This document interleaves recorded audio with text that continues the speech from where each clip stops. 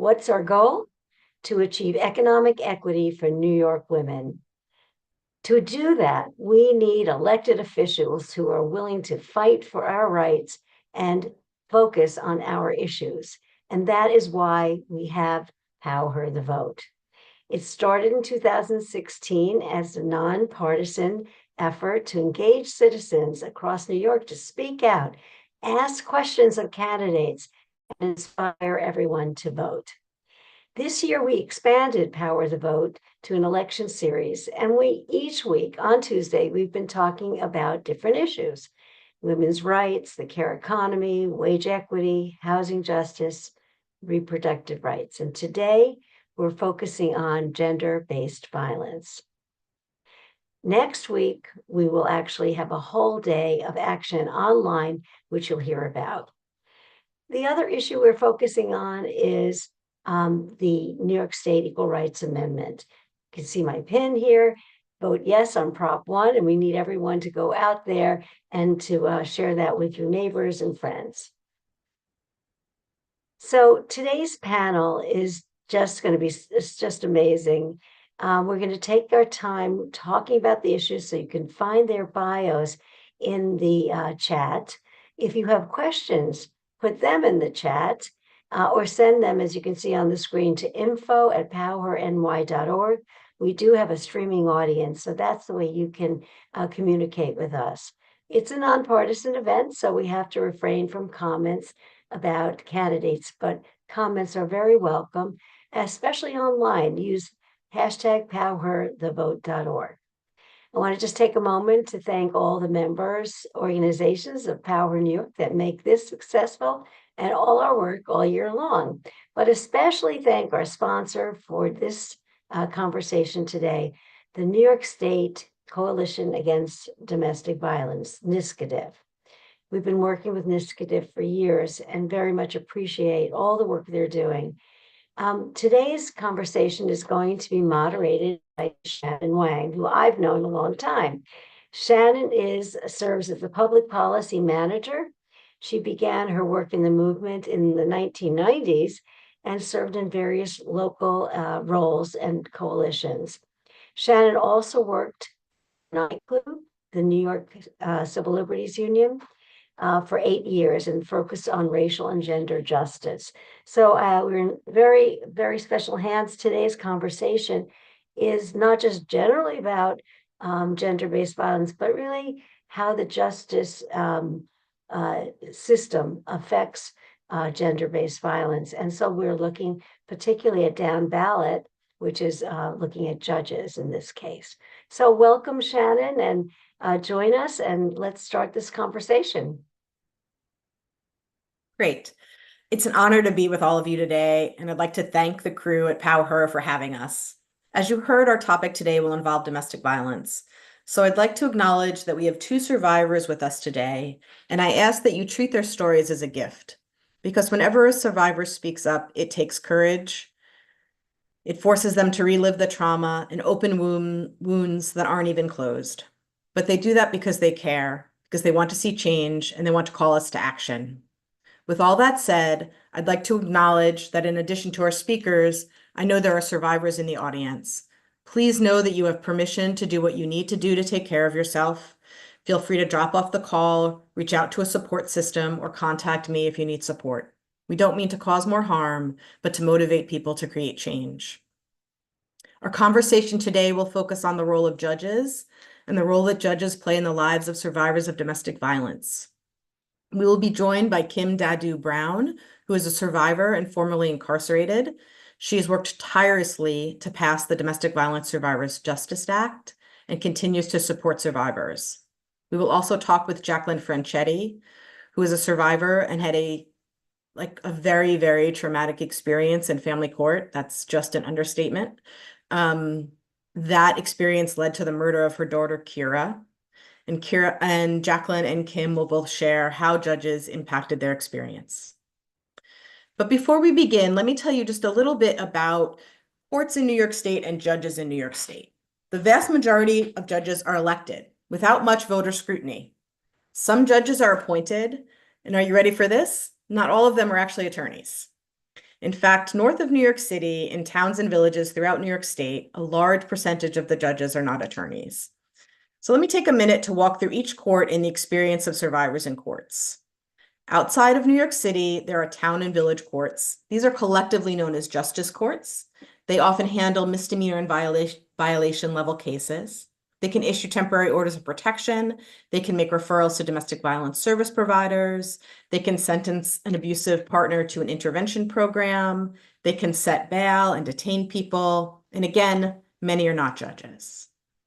Also, domestic violence survivors can find themselves in family court.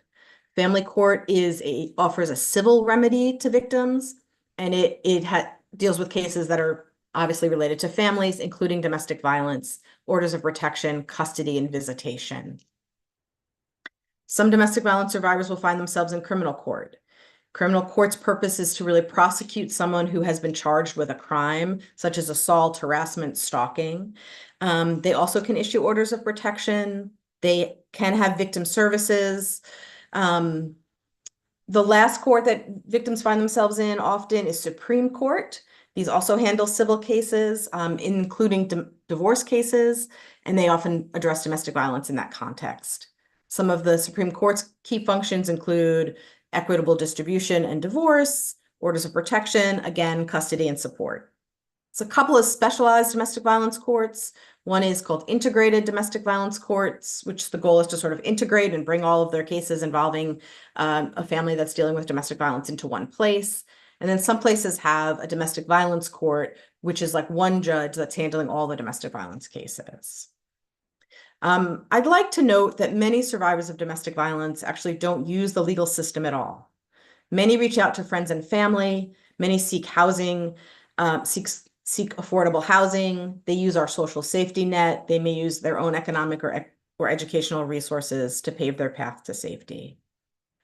Survivors who are members of groups that have experienced oppression more than protection from our criminal legal system are also less likely to use the court system. And if they do, some experience harm from that system. These groups are often our BIPOC survivors and members of the LGBTQ+ community. No matter the background of survivor, you can be sure they are entering the court system with a great deal of trauma, fear, and anxiety. Many have very little experience with the court system. Talking to a judge or court official can be very intimidating. Court clerks and attorneys who may be overworked and understaffed can make this process very difficult for survivors. Domestic violence service providers aim to provide court accompaniment, but many programs are understaffed and don't have the resources to provide these services. Some courts in New York State have childcare, but many do not. Some are on the public transportation system, but many are not. Some have information about what to expect, but many do not. You get the picture, right? A domestic violence survivor is entering a system that at best is stressful and supportive, and at worst has the power to take away their liberty, their home, and their children. And a lot of these things can be improved by judges. A judge can improve a survivor's experience in court by allowing an advocate in the courtroom, by ensuring that there's childcare in the courthouse, by creating separate waiting areas, by providing resources and referrals to people, by staggering the entry and the exit of the perpetrator, the person who has done harm, and the person who is the survivor, by allowing escorts, by allowing remote testimony. The judges could use a trauma-informed lens. They could prevent intimidating behavior in the courtroom, and they could understand fear and anxiety. All of those things depend on the judge. And as we said earlier, a judge is someone who is elected. So a lot of that falls in your hands. So that's a little bit about the courts, a little bit about the judges. I'm going to ask Kim to come on camera with us, and we're going to talk a little bit about a bill called the Domestic Violence Survivors Justice Act and the role that judges play related to the Domestic Violence Survivors Justice Act. This act took 12 years to get passed. It passed in 2019. It's a bill that is primarily about sentencing or resentencing, all of which is under the judge's purview. It permits a judge to grant an alternative sentence to survivors if 3 conditions are met. At the time of the offense, the person was a victim of domestic violence and subject to substantial physical, sexual or psychological abuse by a family or household member, if the abuse was a significant contributing factor to their participation in the crime, and if under current law, it would be considered unduly harsh. Um, Once those judges are met, a judge can impose 1 year or less in prison, probation, or fix a sentence at less than what is currently expected under the penal law. It also allows for survivors who are already incarcerated, to apply for resentencing. They meet similar criteria with some additional barriers, such as their sentence has to be 8 years or longer, and they have to provide some evidence. But I will leave the technicalities of that law, and get a little bit more into like how the judges really impact this legislation. One thing I will note is the DVSJA, Domestic Violence Survivors Justice Law, is incredibly underutilized. And we are trying very hard to sort of spread the word about it. And Kim Dadu Brown is one of the people who has been instrumental in getting this legislation passed and is actively supporting survivors who have been criminalized around the state. So Kim, thanks so much for being with us today. Thank you. Thank you. Thank you to PowHer for having me. I'm so excited to be here. It's such an honor. Great. Can you tell us a little bit about how and why you got involved in the campaign to pass the Domestic Violence Survivors Justice Act? Oh, well, I actually got involved before I even came home from prison in 2008. There were some women who came in to do a prison monitoring visit and from the Correctional Association. And I said, I want to do what you do. I want to make it better in here. It's horrible. It's inhuman. And they said, okay, in addition to that, we're working on a bill to help people not end up basically where I was. And I was like, really? There's going to be what? There's help out there. They could be out there. I'm sign me up.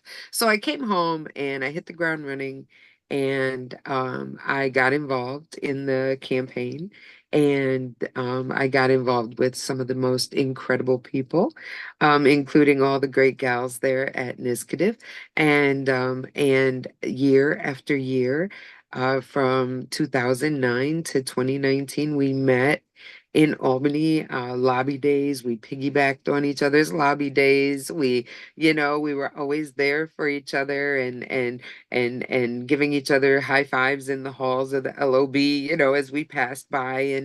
And finally in 2019, um, I was at the Women's Justice Agenda meeting, and I met one-on-one with Kathy Hochul. She was the lieutenant governor at the time. And I said, do you believe in our bill? Can we get this thing passed this year? And she said, yes. And I almost hit the floor. I was like, what do you mean, yes? I can't believe it. And so finally, a little later on, just a couple months later, Governor Cuomo signed it into law. And I have to say that being on the inside, you don't have hope. Sometimes, you have to hold on as hard as you can, just clinging to the little bit of hope that you can scrounge up. And I always thought that if we can't fix the world, this world that's broken that we're in, then we need to give a little bit of hope. And so that was my thing. I'm gonna give them hope. And I was in touch with a couple of women, Tanisha Davis and Nikki Armando, and I was like, you guys, this isn't a fix-all. This isn't a get out of jail free card or anything for anyone, but I want to give you hope. And it came to fruition, and my whole goal was to prevent anyone from losing years of their lives like I did and like so many others did. Yeah. Well, you'll see in your bio that I definitely said you were a shining light. And I think it's that like willingness to give hope that really shows how much light you shine for people who are in some of their, the darkest times of their life. Would you mind telling us a little bit about how you felt the judge treated you in your case? Wow. Well, can I just say it's really sad that the way the judge treated me in my case is the same way that judges are still treating women in Right. their cases today. So let me just tell you, my judge said that I did not fit the depiction of a battered woman. Back then we were battered women, or we had a syndrome. We had battered women syndrome, right? Something was wrong with us, not the person that they couldn't stop, hurting us. And the judge said I didn't fit the depiction of a battered woman, and said that all of my domestic violence evidence was self-serving and that I could not enter it in at trial unless I took the stand.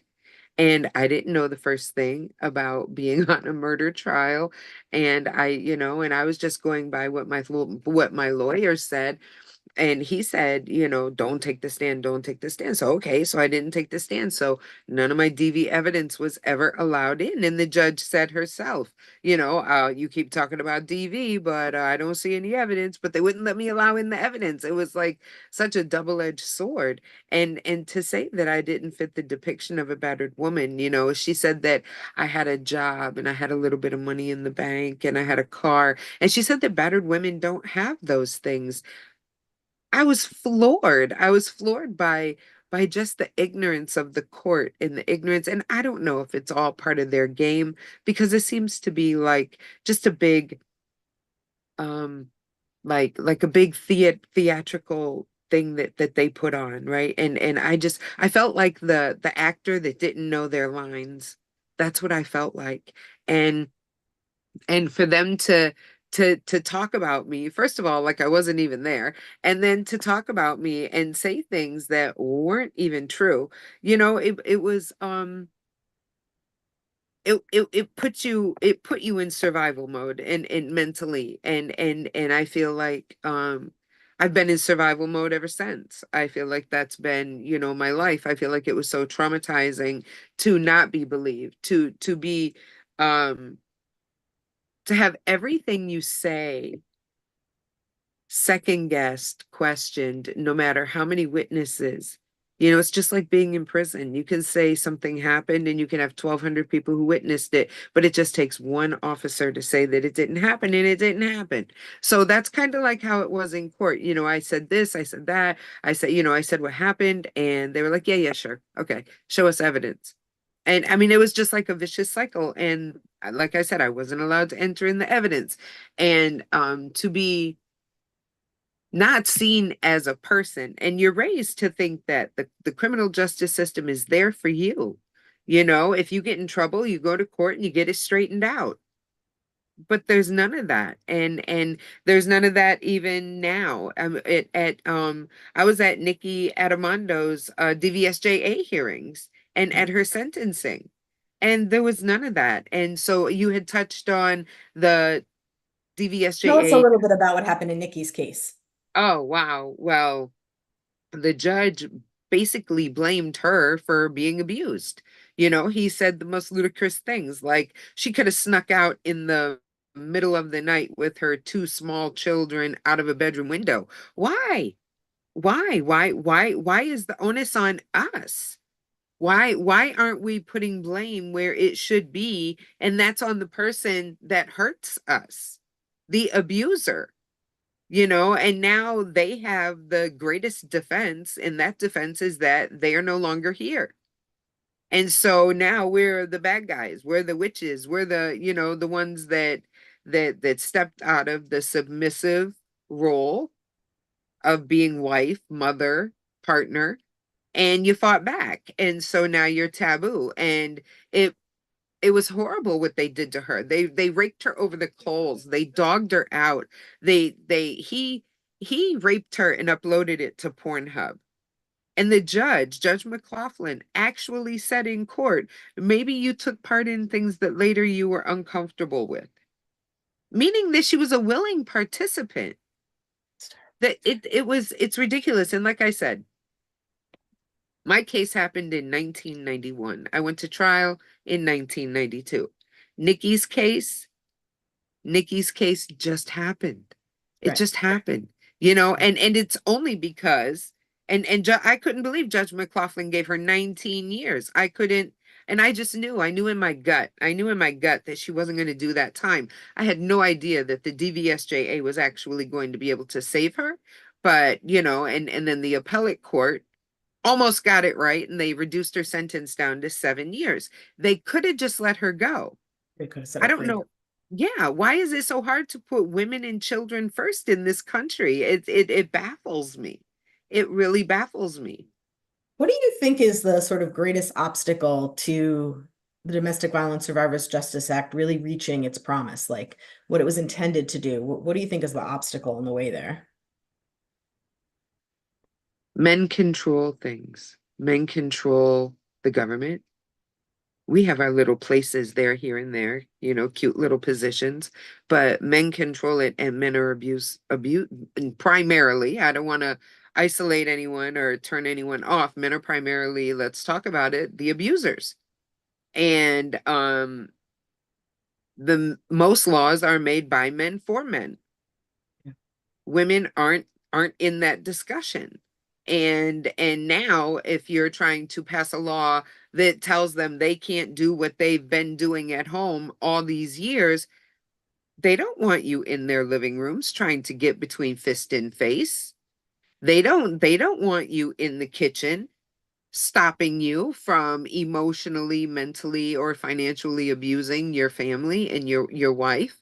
They don't want you there. They want to protect themselves. That's the good old boys club. They have to protect each other.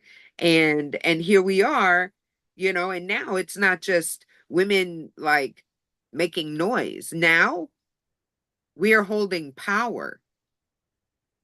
Get it? Power. We're we're holding power. And we're making moves, and we're joining forces, and we're saying you can't keep doing this. You have to, if it takes you to look at yourself to implement a law in your courtroom, then do it. Mhm. Then do it. Trust me, it's not easy being at the defense table No, after I always say I was a victim before I was a defendant. Both positions in the courtroom are not that's right. good. And that courtroom is not there for you. You know it's not. But still you have to go there and go through the motions. What do you like? What do you wish, a judge would do to change people's experience, victims' experience in the courtroom? Or what do you wish they would understand?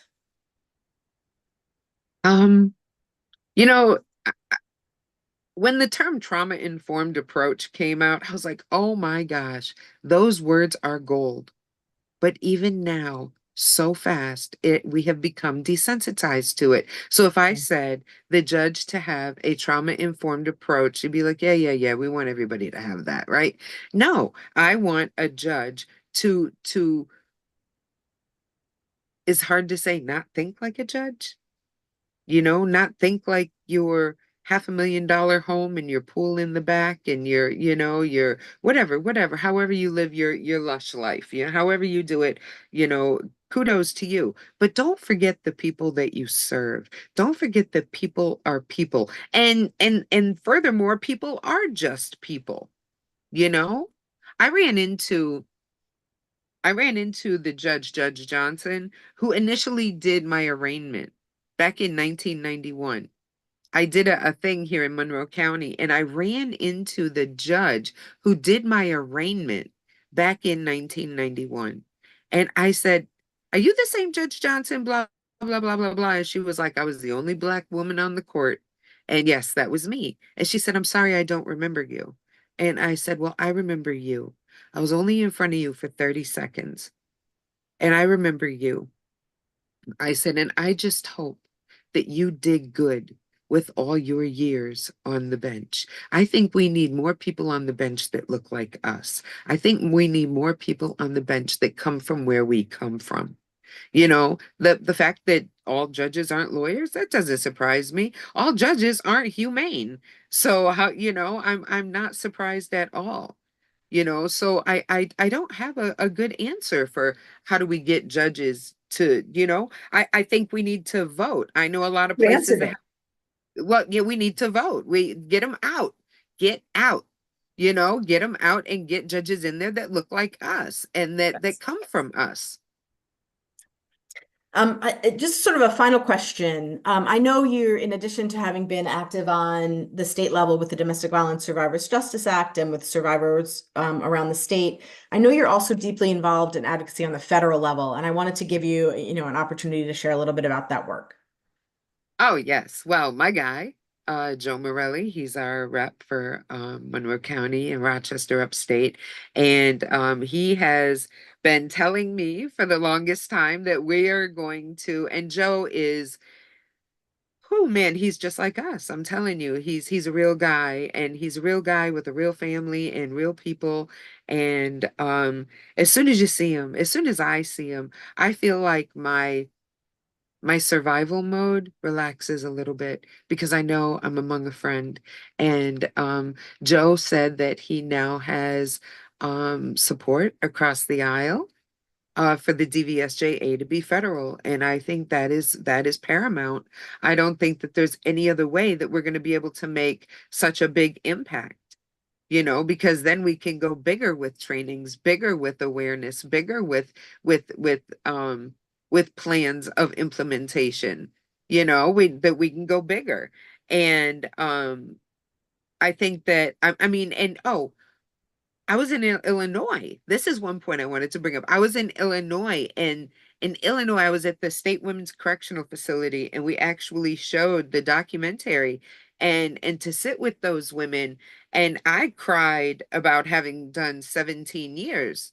These women have football numbers, 54 years, 36 years, 42 years for doing the same exact thing, for wanting to live, for saving themselves or their children.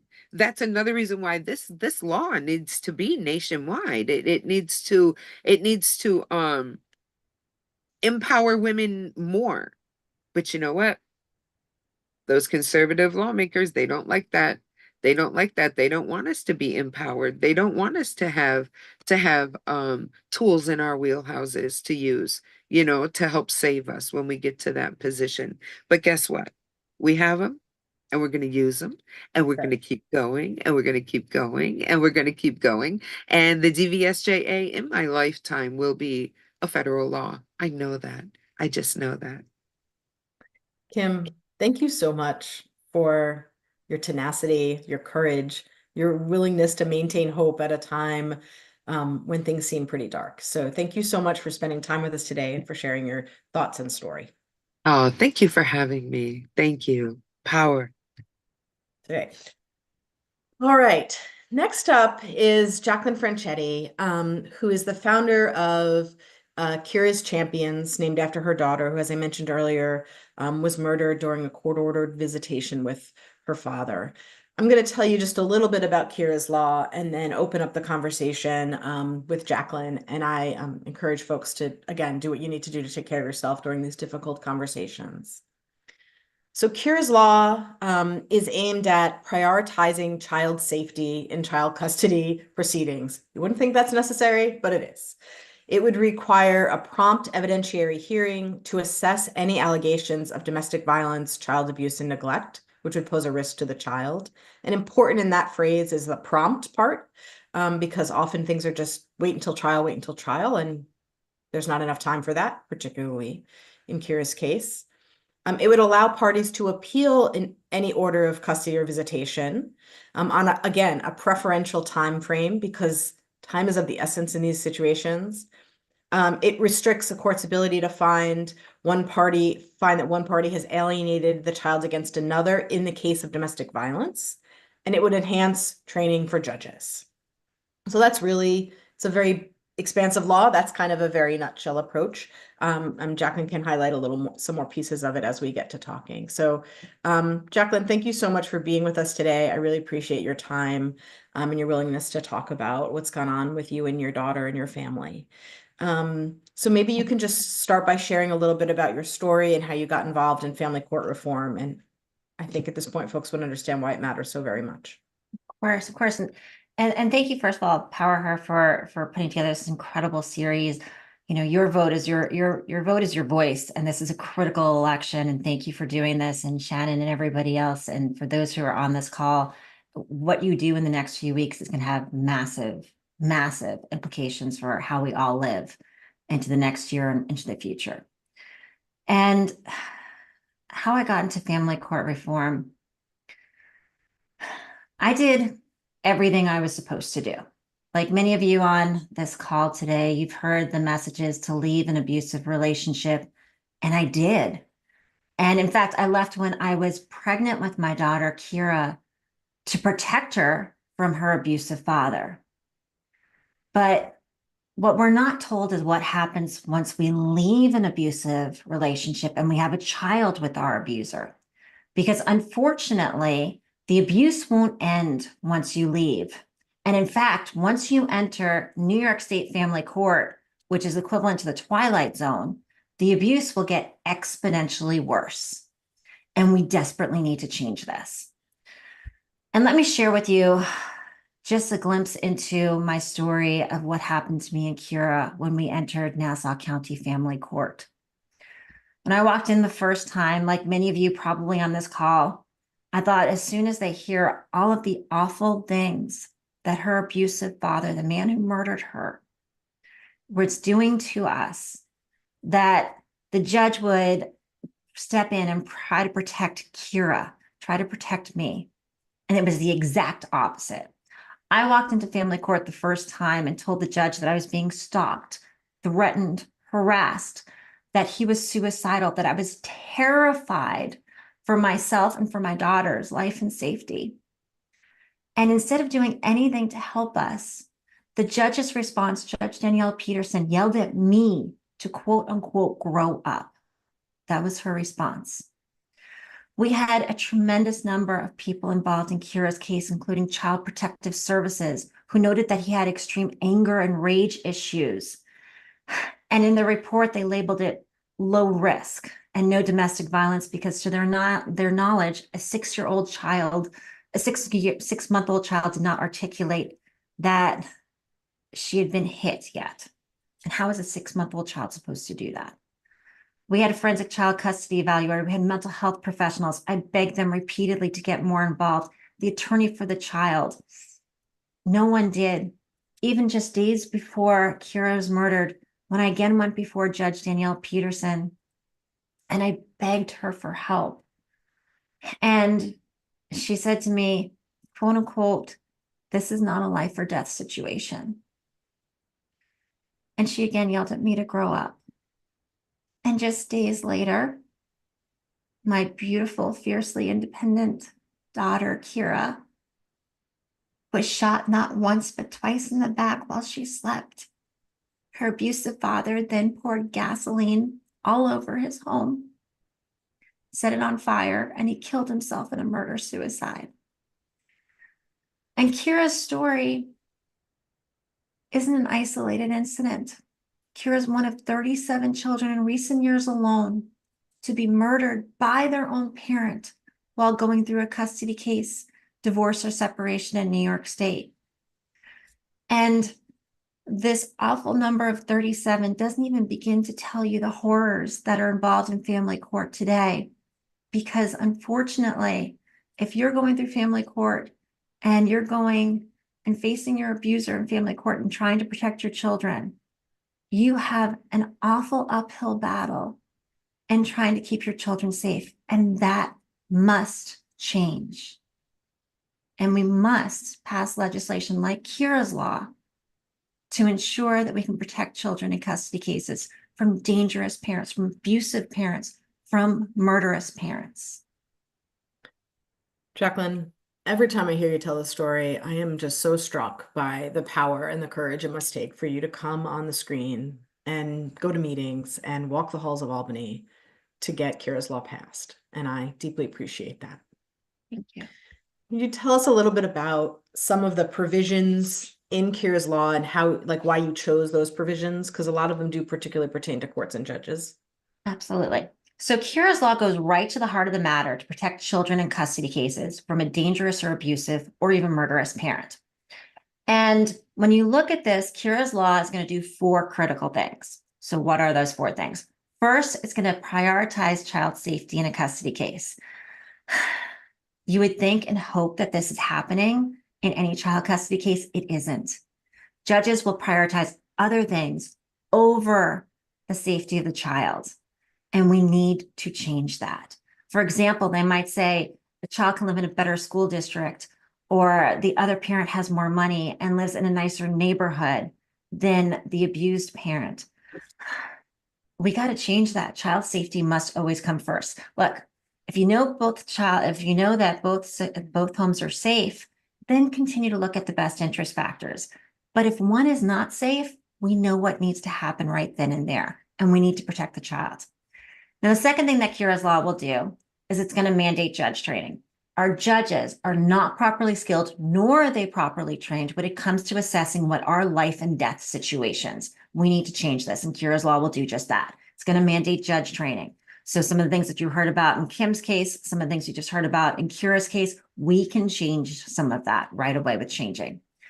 The third thing that Kira's Law will do is it's going to stop common practices that easily allow abusers to gain custody, something that can allow your own child, your grandchild, your niece, your nephew, your friend, your neighbor, you can protect them, because some of these things that are happening, we need to stop. So for example, in my case, I was told that just because he abused me doesn't mean that he'll abuse Kira. Well, that's ridiculous. There's a huge correlation between abusing your child, abusing your partner and abusing your child. And we need to change that. And then the fourth and really critical thing that Kira's Law will do is it will allow for someone like me to have a prompt hearing to protect a child. Kira was only 2 years old when she was murdered, and her entire life was in Nassau County Family Court. At no time could I hold a hearing to bring forward all of the evidence to quickly protect her. I was told, you can do that at trial, you can do that at trial. She was murdered in July. Our trial wasn't until October. I never had the opportunity to do this. This is a key and critical element that must be in New York state law. Everyone needs to be able to take advantage of this to quickly protect a child from a dangerous parent. Can you share a little bit about, what you see happening? We've spoken a bit about Nassau County, but like happening all around the state in courts with children and families. I've watched in horror since Kira's murder as child after child has been murdered. And this has happened all around New York State. It's not just Long Island. It's not just New York City, not Westchester, Syracuse. It's absolutely happening. And in the last year alone, there have been 12 homicides related to family court. And there are even moms who are going forward, and we're seeing femicide. We're seeing the murders of mom. There was a very prominent murder in Manhattan of a mother who was putting a stroller into the trunk of her car when she was shot to death with one of her children in the back seat, in the car seat. There was another one that just recently happened on Long Island, and these keep happening.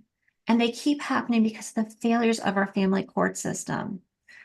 And while these stories, Kira's story and these stories make the headlines, the stories that you don't read about or see on television are equally as horrific, because children are routinely being court ordered into homes where they're being beaten, raped, or emotionally destroyed because of the failures of New York State Family Court.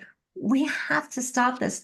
The ones that survive, the ones that live, do not escape without horrible being emotionally destroyed, physically destroyed because of these things. Like you heard in Kim's story, this keeps happening, and we must change that. We must pass Kira's Law and prioritize this to make sure this madness stops. Our friends at PowHer have actually put in the chat a way to support Kira's Law, so please know that that is in the chat. And maybe as we start to finish up, can you tell us a little bit about sort of who you've been working with to create this change? And then what are the greatest obstacles to getting this passed? Yeah. So first of all, working with people, we've been working with people like everyone who's listening on this call today. We've had over 300,000 emails, phone calls, and letters be sent from New Yorkers to the New York State governor, the New York State legislator in support of Kira's law. There is tremendous, tremendous support for this bill. We've had influencers, major influencers like Robbie Harvey, who can't walk down a street without being stopped, support Kira's law. We've had investigative stories done on Kira's law and the failures of family court, one of which actually got nominated for an Emmy. The Pix 11 story did in New York City.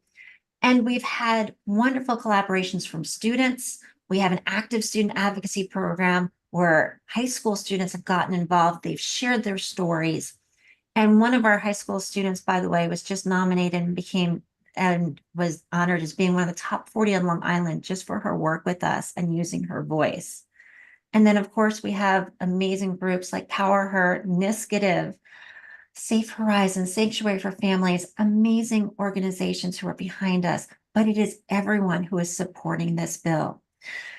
Now, who is our obstacles? You hear all this tremendous support. So who are the obstacles here? It's the courts. Look, the courts don't want to change. Just a year ago, I was at a New York State Senate hearing where I was testifying, and they had the top judges there, and they talked about how they're doing such wonderful things in family court and how it's excellent. Okay, look, 37 murdered children is not excellent. Let's get right there. It is not okay what's happening, and our courts are not great. They are trying to treat Kira's murder and all these other children as isolated incidents. They're not. They're part of a pattern. My first phone call was not to the New York State legislature. It was not saying, hey, put my daughter's name on a bill. My first phone call was to New York State courts.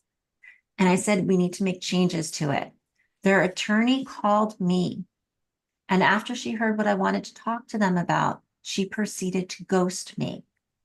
They are trying to ghost you from voting. They're trying to ghost you and stop this from happening and stop the changes from happening. This is such a critical election. We need to vote for judges who support us. We need to vote for lawmakers who support us. And let me tell you right now, you call your New York State Assembly member, you call your New York State Senator. If they are not signed on to this bill, you vote for the other person. We need supporters in the New York State legislature. We need supporters and judges who are going to back Kira's law. That's who we need in office come November. Thank you so much. And again, thank you so much for sharing your story. Jacqueline led us right to sort of the little next piece of our conversation. And I think we have answered the question in the chat. And again, PowHer has reposted how to get involved. So feel free to sign up and support Jacqueline in her work to get Kira's law passed. If there is a candidates forum, a judicial candidates forum in your community, I would strongly encourage you to attend. But more likely you're going to run into a judicial candidate at a public event. They're often walking around the farmers markets or the fall festivals and things like that. If they are asking you for your vote, you should return and ask them how they are going to vote, how they view domestic violence, how they view the role of the judiciary or the judge in domestic violence cases. Ask them what they're going to do when there's cases of domestic violence in front of them to prioritize children's safety. They are asking you for your vote, and you can ask them back how they're going to handle these cases. If you don't stumble across a judicial candidate at one of these events, you should Google them. Kim talked a little bit about it's important to have people on the bench who are reflective of a variety of life experiences. Where did they work before? Did they come from the corporate sector? Did they work in defense? Do they serve on any nonprofit boards? What boards are those? So look at some of their past job experience and their past activities. You can also ask people in your life who may have been before them. Lots of us find ourselves in court for a variety of different reasons. So I think I will pause there before I talk any more about the Proposition 1 and how it impacts domestic violence victims, to see if there's any kind of questions in the chat or questions from folks about Kira's Law or the Domestic Violence Survivors Justice Act or the role of judges in the lives of domestic violence survivors.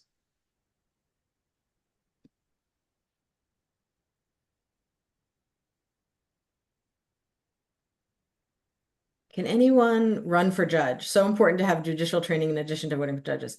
Listen, I'm a big supporter of people running for office at all different levels. And in the town and village courts in New York State, you don't, like I said, you don't even have to be an attorney. So the field is wide open for people to run for a local judgeship for sure, and also to run for town board and village board and county legislature. Just as a quick aside, I was very frustrated, having worked in Albany for many years trying to pass legislation, that I actually did run for office and served as a county legislator here with sort of the intention of getting up to the state Senate, because I was like just fed up with asking people to vote instead of actually taking those votes myself. So anybody can do it.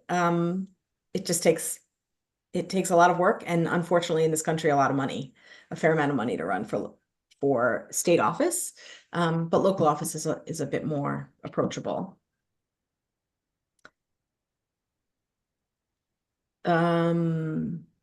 There is very little competition, Leslie says in the chat, and I think that is true. But I'm telling you, like, if you ask me why I ran for office, the simple answer is because somebody asked me to, right? Like nobody had ever suggested do it. I strongly recommend people consider doing it.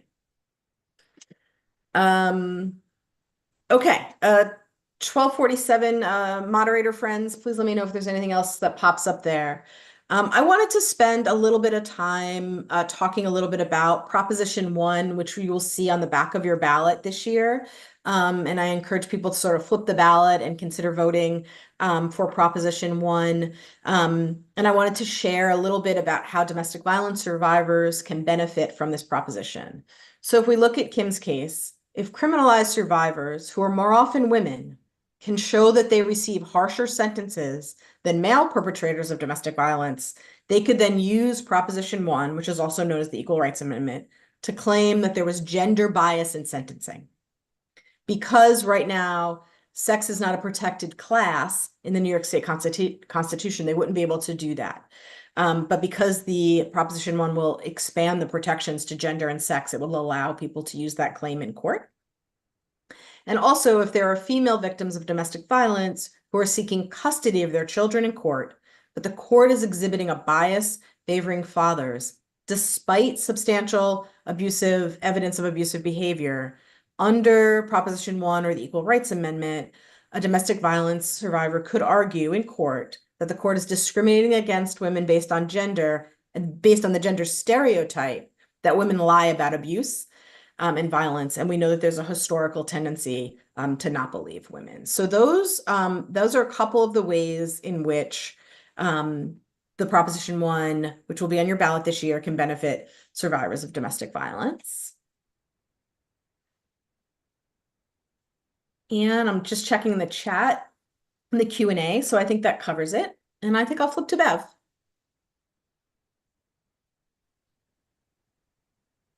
I want to thank you all so much for sharing your stories and for giving us just a little peek into what you've experienced in your personal life, and also how that has reflected in society, the way you have to go before a court and judges, and you know that that this may not be justice, right? So I think that it's really opportune for us to, to just think about how we can affect change. And there's been so many wonderful statements about our PowHer and what we can do. And one thing, Shannon, that you mentioned is running for office. You don't have to run for office here. You can run for office right in your neighborhood and get used to that, being on a board or a commission. A lot of time women like to sort of get their feet wet before they do something else. So I think that's a really good suggestion, because I mean, I heard both Jacqueline and Kim say that if we just had more people who understood these issues and were more sympathetic, that they could use that as part of, being, in this case, being a judge. I do want to underscore that we're talking about judges, but a bill like Kira's Law has to be passed. And there are right now people are running for the state assembly. So part of what PowHer does is we are asking people to go to candidates for judges in this case that we're talking about, but also candidates for other offices. Ask them questions. Niskadev, you gave us one question. I just want to underscore it, and that is, how do you view the role of the judiciary in addressing domestic violence cases? It can also be interpreted, what will you do if you're my assembly person or my senator to address these cases, and ask them about Kira's law. That's all right. And we should take every opportunity to do that. So I thank you so much. It's such a personal conversation, and we really appreciate it. The laws affect us personally, so we need to have people who can step up to the needs that women and all people have. So thank you. We're going to ask just a question for everyone, just one more question that we've been asking at the end of all of our events. So I'm just gonna ask, I'll ask Jacqueline first, if that's okay, Jacqueline. Sure. So we're trying to get people to connect the dots between our issues and our vote, right? And so we've been asking people, what do you want to power the vote for? So Jacqueline, what do you want to power the vote for? Thank you. I want to power the vote because your vote is your voice. Do not sit this one out. The stakes are way, way too high. And do not vote blindly. Do not just vote Democrat or Republican. You need to make sure that we have people in office who support you and who support us. In New York State for the Assembly and for the New York State Senate, you know what? Call them up. Are they supporting Kira's law? And if not, consider voting for their opponent. And let me share with you two stories that I think really go to this that's so important. First, my own. Kira's murderer told me that he was registering to vote for the first time because he wanted to cancel out my vote, knowing which way I would vote. This is what abusers do. They want to silence you. There was a media story, second story. There was a media story about a woman in Georgia who was 81, who was voting for the first time. And why? Because her husband passed away last year and she's finally, for the first time, able to vote. So I want to power the vote because I want you to vote for Kira. I want you to vote for every child whose voice has been silenced. I want you to vote for this woman in Georgia and for so many other women who are just like her. You have the opportunity to change this election. You have the opportunity to drive the narrative for the next 2 years, the next 4 years, for a long time. Do not sit this one out. Power the vote. Make your voice be heard, and do it for every single victim and survivor of family violence to end this and end it now.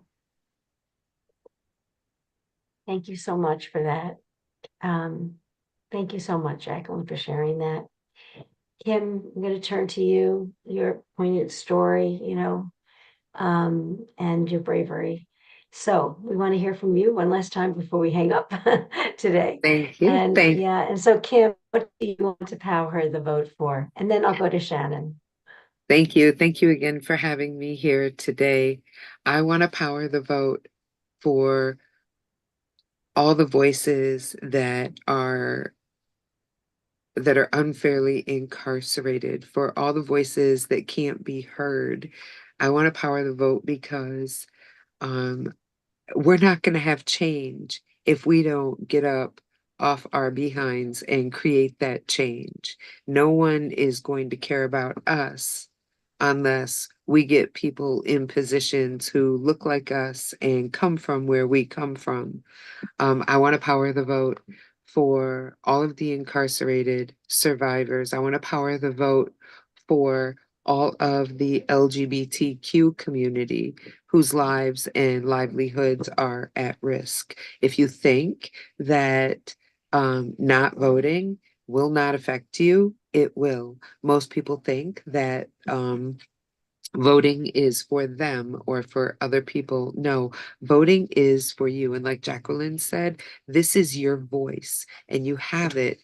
And one thing that abusers don't want you to ever use is your voice. They don't want you to know you have it. But I'm telling you, you have it. And I found mine, and you should find yours, and you should vote. And we should make a change. We should make a change for the better. And I am going to be so bold as to take a line from Kamala Harris's campaign. And she says, when we fight, we win. I'm going to say, when we vote, we win. And thank you again for having me today.